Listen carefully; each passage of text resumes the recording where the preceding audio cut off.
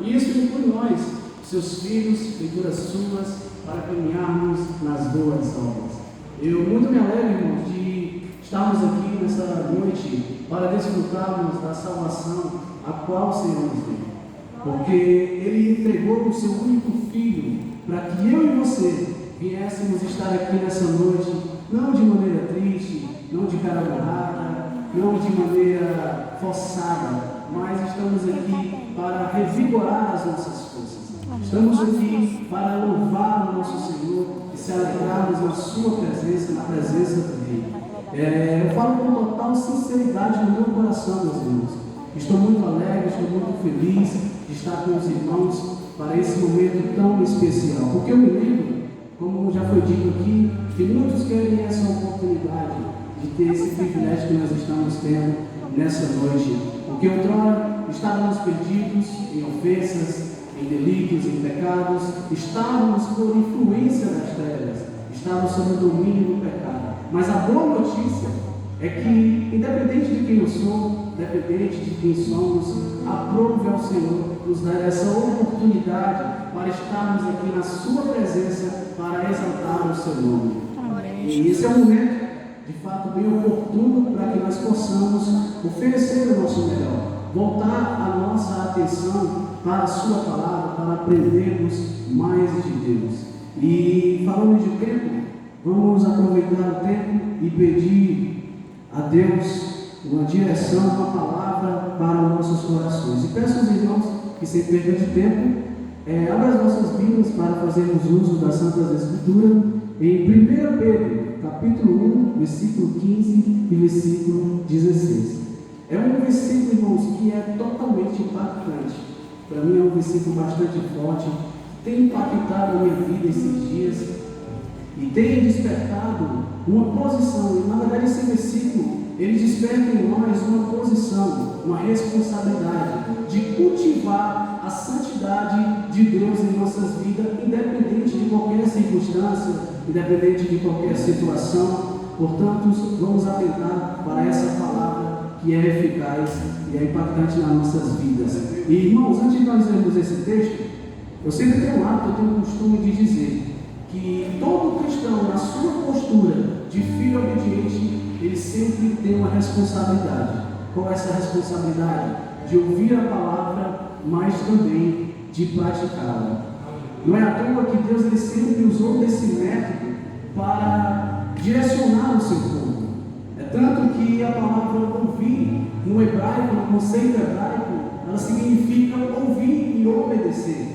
Não são uma palavra distinta, é uma palavra composta. Ouvir e obedecer é a mesma coisa no conceito hebraico, diferente da nossa língua portuguesa, que ouvir e obedecer são duas palavras separadas. E tanto que Deus ele sempre usou disso, irmãos, que ele sempre estruturou em toda a Torá, em todo o mandamento, o seu povo, ele direcionou o seu povo com isso. É tanto que em Deuteronômio, capítulo 6, versículo 4, ele fala: ouve, pois, ó Israel, que também podemos traduzir para ouve e obedeça, Israel. Então, na economia de Deus não existe nós ouvirmos a sua palavra sem obedecê-la. Então, se nós ouvirmos, é necessário também que nós venhamos arcar essa responsabilidade de pôr em prática na nossa vida. Amém? Vamos ler o texto, né, irmãos? 1 Pedro, capítulo 1, versículo 15 e versículo 16. Que fala: mas começando aquele que vos chamou, sede vós santo em todo o vosso procedimento, porque está escrito: sede santo, porque eu sou santo. Meus queridos, nessa noite eu gostaria de poder servi-los com algo bastante pertinente para os nossos dias, relacionado à nossa busca, à nossa caminhada em a santidade de Deus, e de também de todos nós priorizarmos a nossa vocação, cumprirmos a nossa vocação, o nosso chamamento de levar o Evangelho de Deus a todos os perdidos. E para mim, essas duas coisas, meus amados, são fundamentais para aplicarmos na nossa vida, porque são duas coisas que jamais podem se desligarem uma da outra, porque para mim são dois fatores unificados com um propósito único de nos direcionar a uma vida com o Senhor e também, ao mesmo tempo, para o benefício Cristo Jesus. E nós sabemos, irmãos, que a santidade de Deus em nossas vidas é algo bastante progressiva até a vida do Senhor. E sabemos também que o Evangelho de Deus ele não necessita de homem algum para que seu reino se expanda sobre essa terra. Mas, porém, como cooperadores, agentes de Cristo, nós temos essa responsabilidade de levar o Evangelho de Deus a todos os perdidos. É tanto que Deus, o próprio Cristo, ele fala: ide por todo mundo pregar o Evangelho a toda criatura. E até o cumprimento pleno de todas essas coisas, até lá, devemos desenvolver a nossa salvação, que está relacionada a todos nós, cumprimos com excelência a junção dessas duas coisas. Quais são? A primeira, obediência a Deus, vivendo nas boas obras, em atos de justiça, e a segunda, que é de levar o Evangelho de Deus e vivendo em comunhão com os irmãos. E até o cumprimento pleno de todas essas coisas, nós devemos fazer isso. Isso é bastante fundamental, nós exercermos essa responsabilidade, viver em santidade, comunhão com os irmãos e proclamando o Evangelho de Cristo. E é bem verdade também que, para nós cumprirmos toda essa nossa responsabilidade, esse nosso papel como filhos de Deus, nós se deparamos, irmãos, com várias dificuldades, várias barreiras que querem impedir que nós venhamos ter êxito na nossa obediência ao Senhor. Como, por exemplo, a frieza espiritual, também a frieza espiritual, as provações, as tribulações e o pecado em si. Portanto, nessa noite eu gostaria de abordar, expor a importância que é a santidade de Deus em nossas vidas. O quão é importante e fundamental também nós proclamarmos o Evangelho de Deus. E esse texto que nós acabamos de ler, Pedro, na verdade, ele está relatando de uma ordenança de Deus para com o povo de Israel. Está contido em Levíticos, se não me engano, capítulo 11, versículo 44, 45, e também no capítulo 19, versículo 2 de Levítico, e fala dessa ordenança que devemos ser santos assim como Deus é. Então, Pedro ele faz menção dessa ordenança em suas cartas, indicando uma única coisa, indicando que nós devemos ser santos, custe o que custar. Que essa ordenança valeu para os tempos antigos, mas também é o que vale para os nossos dias atuais. Amém. Então, irmãos, quero falar algo bem importante, escute com bastante atenção, que há muitas pessoas que acham que Deus ele mudou. Que Deus ele não é mais o mesmo Deus do Antigo Testamento, mas eu digo totalmente ao contrário, que Deus ele é o mesmo Deus de sempre, e que a sua ordenança de se tornarmos santos assim como ele é, ainda é válida para os nossos dias. O que acontece é que as pessoas é que mudam a todo instante, as pessoas é que mudam, quebram o contrato, são infiéis às suas promessas, e com Deus é totalmente diferente. O que acontece, irmãos, é que as pessoas querem tornar o nosso Deus um Deus bipolar, o Deus que sofre de bipolaridade, sendo que isso não cabe ao Senhor, mas cabe ao ser humano que é falho. Portanto, Deus ele é fiel até o fim. Ele não te ama hoje e te rejeita amanhã. Deus ele não te dará hoje para revogar e tomar com as próprias mãos aquilo que ele te entregou no outro dia. Deus ele não te abraça para te lançar fora, irmãos. Contudo, ele é fiel até o fim. Agora a pergunta é: será que você, será que nós estamos correspondendo a essa fidelidade com a mesma intensidade? Porque muito fácil é, irmãos, todos nós adorarmos, louvarmos quando tudo está bem, quando está tudo mil maravilhas. Mas eu quero perguntar uma coisa: quando tudo está no pior, quando está assim, não está de acordo com a nossa vontade, quando estamos passando por provações, será que o nosso louvor e a nossa adoração ela é com a mesma intensidade?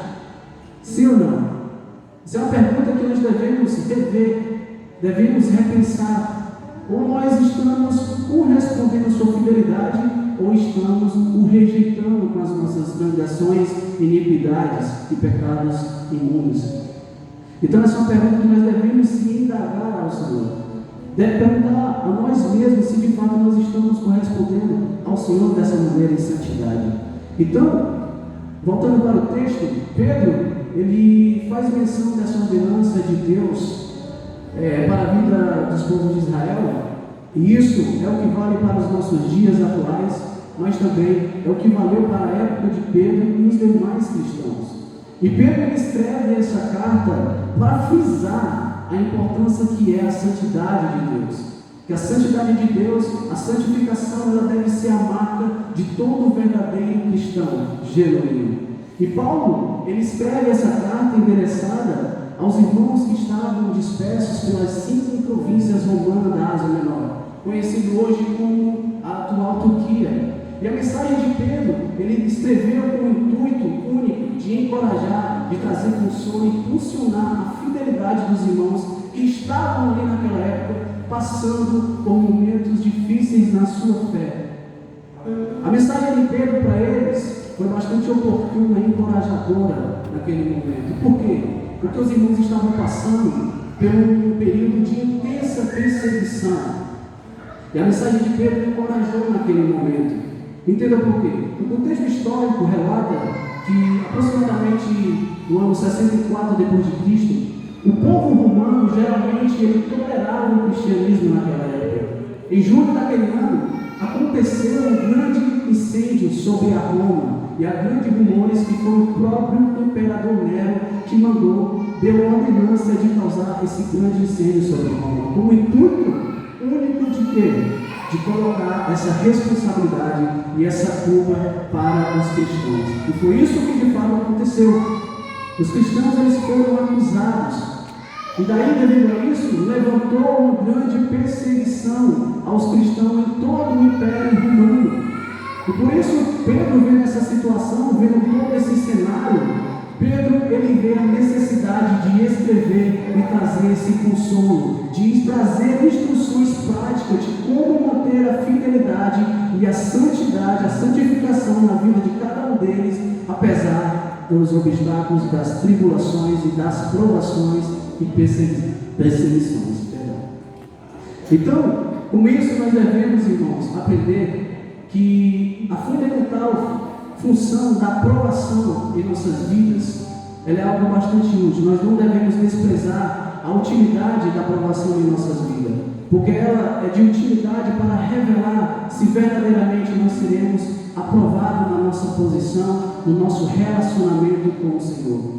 A aprovação, ela tem essa tarefa, ela tem esse papel de nos fortificar na nossa vida espiritual. Ela vai nos trazer uma maturação na nossa vida e na nossa relação com o Senhor. Eu até falei segunda-feira aqui sobre o exemplo do homem prudente. Vejamos esse exemplo, que ele edificou sua casa sobre a rocha, mas a mesma necessidade que ele teve de construir a casa, ele observou que houve também outra necessidade. Qual foi? De haver uma provação. Se manifestou 3 provações. A palavra do Senhor vai nos dizer que foi a chuva, o vento forte e as correntezas que deram com ímpeto contra aquela casa. E nós sabemos que ela prevaleceu de fato de pé. Ela teve uma estrutura capaz de suportar as provações que foram ao encontro dessa casa.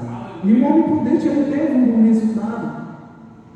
Apesar da sua atitude prudente, ele se alegrou com certeza. Então, irmãos, a aprovação, ela tem essa utilidade de nos trazer uma maturação na nossa vida espiritual. Amém. Isso é um estado natural na nossa vida cristã.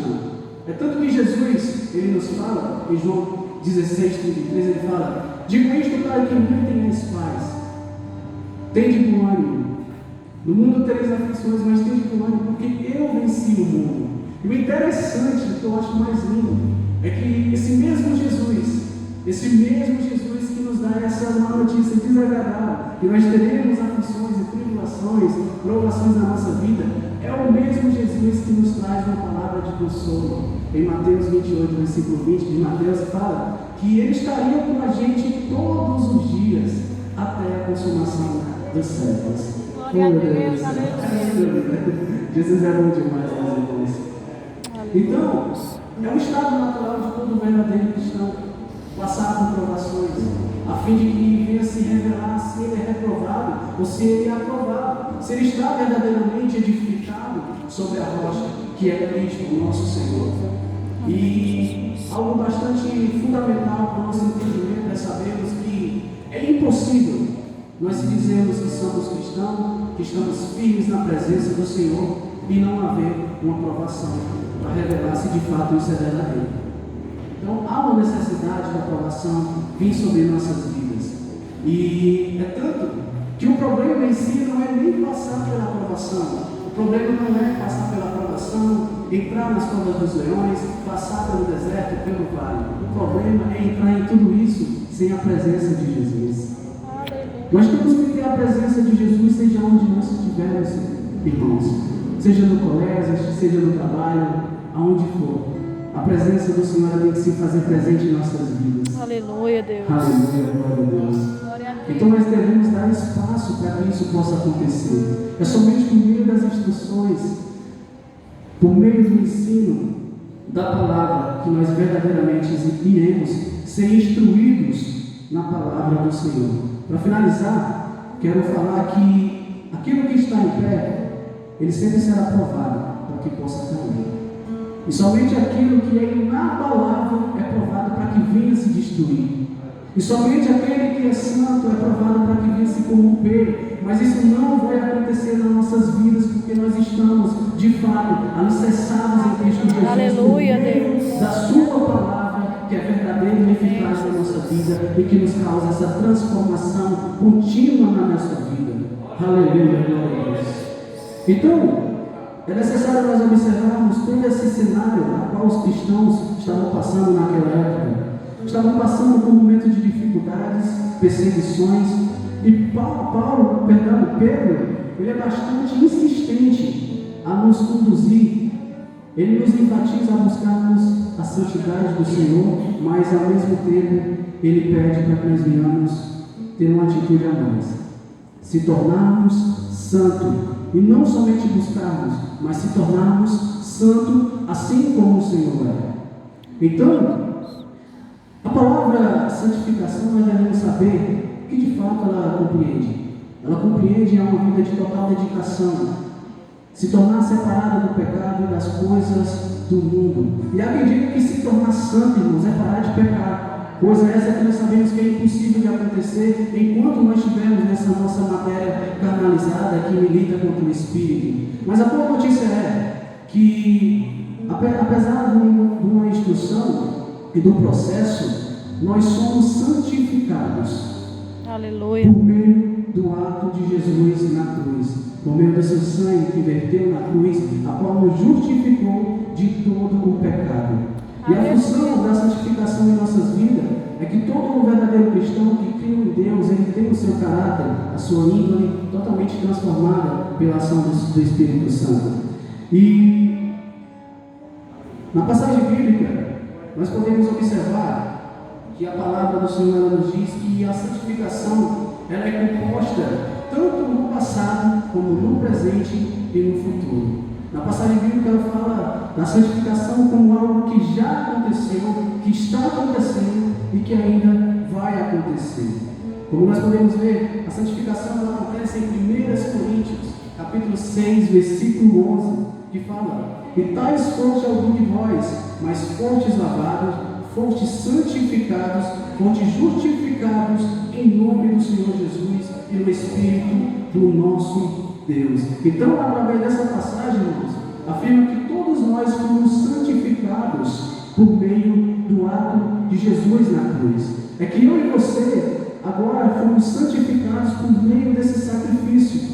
É que, apesar dessa atitude, isso vai haver uma consequência e vai atingir a nossa vida. Então nós passamos a viver através de uma total dependência de Deus e não do pecado. Embora o pecado ele exerça uma forte influência sobre nossas vidas, ele não mais nos governa, mas sim estamos sob o governo de Cristo Jesus. Aleluia. Mas o crente não peca.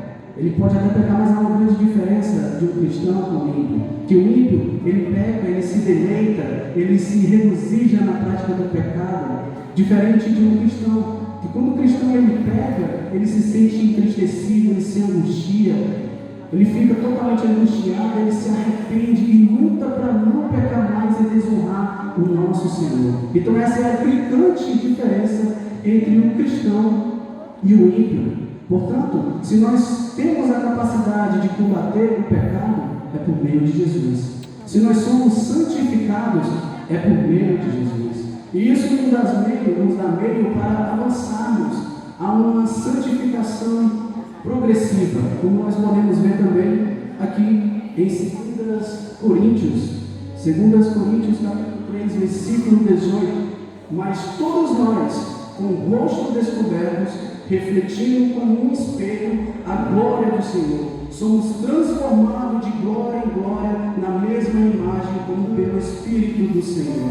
Então, irmãos, aqui, através dessa palavra, aqui estamos sendo justificados, estamos sendo também santificados, e a santificação, ela também, irmãos, ela vai mudando o nosso caráter, a fim de que nós venhamos se tornar semelhante a Jesus Cristo. E como isso funciona, irmão? Muito simples. É quando Deus ele lidar com vários pecados nossos, com várias situações difíceis, e na medida que nós vamos se aprofundando no nosso relacionamento com o Senhor, Ele vai nos capacitando e nos dando um meio para mudar aquilo que necessita ser mudado e ser transformado. E tudo isso vai gerando, vai nos avançando para a perfeição na santificação.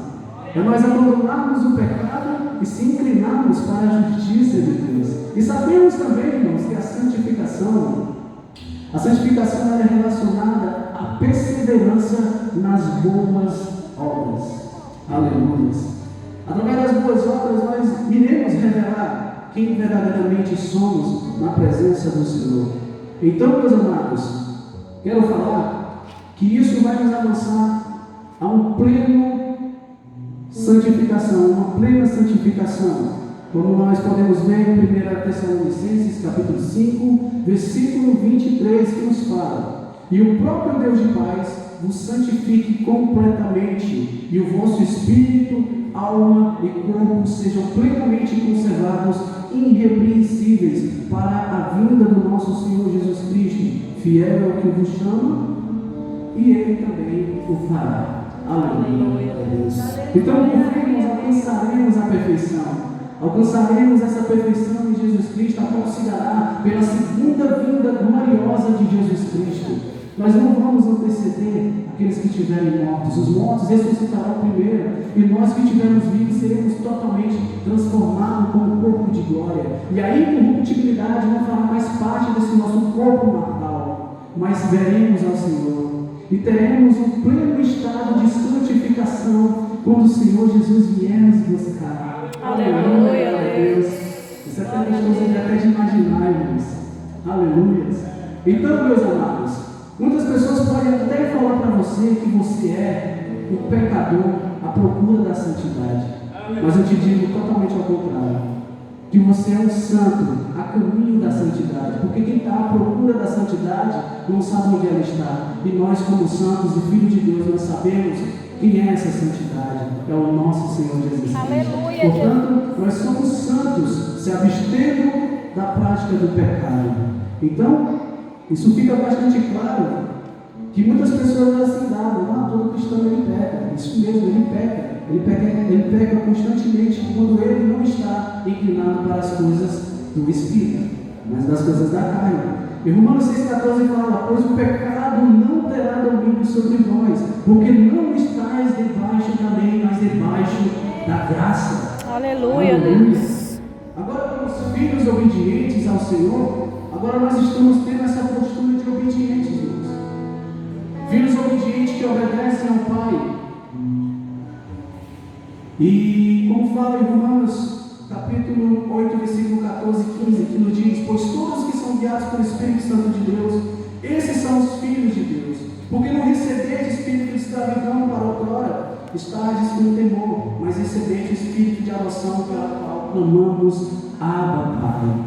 Então aqui fica claro que todos quantos creram em Jesus, eles foram justificados e santificados por meio de Cristo Jesus. Irmãos, a santidade, ela na verdade é um dos atributos de Deus que vem de encontro à nossa vida, que impacta a nossa vida, a fim de que nós venhamos se tornar semelhantes a Jesus Cristo na sua plenitude e em sua totalidade. E ela é bastante progressiva, como nós acabamos de falar no começo dessa mensagem. Ela é progressiva em nossas vidas. E como também falamos, a santidade, ela é progressiva, mas também ela deve ser a marca de todo genuíno cristão. E uma verdade que eu tenho aprendido, irmãos, é que a santidade de Deus, a santidade, ela não é um modelo sugerido. A santidade é um padrão exigido em nossas vidas. E quando eu falo isso, refiro-me que a santidade é um padrão exigido como algo que sem ela nós não veremos ao Senhor. Ela é bastante fundamental. A santidade, ela na verdade, ela revela a nossa legítima identidade como os filhos do Senhor, santos, assim como Deus, Ele é santo. Portanto, a santidade, ela também, ela evidencia a todos nós como os cristãos santificados e, ao mesmo tempo, ela evidencia a nossa salvação, a qual o Senhor nos deu para caminharmos nas boas obras. Isso que irá testificar, como o príncipe dos pregadores, Charles Haddon Spurgeon, ele fala que a evidência externa da salvação é a santificação.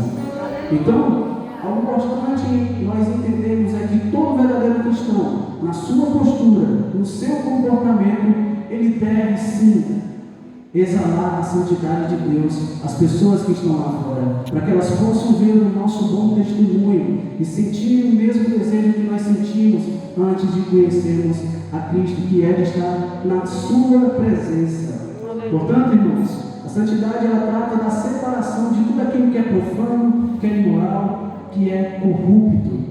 A santidade de Deus, ela está voltada a uma única coisa, a uma devoção e uma santificação, e se tornarmos separados do pecado e das coisas desse mundo. E para finalizar, meus queridos, eu quero concluir e dizer para os irmãos que a santidade de Deus, ela compreende em obediência. A santidade de Deus, ela compreende em uma entrega total de nós mesmos, e a santidade de Deus, ela compreende em todos nós vivemos em comunhão e proclamarmos o Evangelho de Cristo Jesus.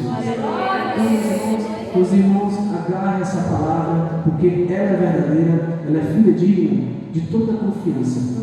Ela não engana, ela é verdadeira, e ela vai revelar aqueles que estão usando de falsidade.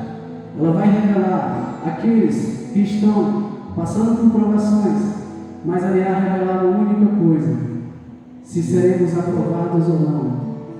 Muitos criam uma expectativa que isso se revele aqui, mas naquele grande dia será muito mais importante, irmãos.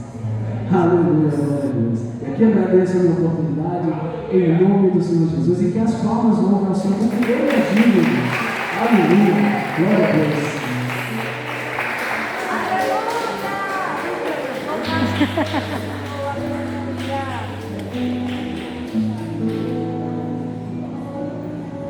Vou guardar essa ideia. Rapaz, quando eu falou isso, esse sorriso no rosto do jovem. Aquele jovem aí querendo comprar Bíblia, os escudos. Glória a Deus. Irmão, Deus é maravilhoso, né? A santificação não é um modelo a ser seguido. É um padrão. Existe essa palavra aí, tá? Se você guardar essa ideia, tem muita coisa, né? A santificação tem três aspectos: passado, no passado, Jesus nos santifica no sentido de que todos os nossos pecados foram perdoados na cruz do Calvário. E quando Deus olha para o nosso passado, a partir do momento que nós aceitamos Jesus, lá atrás, Ele não vê nossos pecados, Ele vê o próprio sacrifício de Jesus. Aí é coisa boa. A santificação do presente, nós continuamos, né?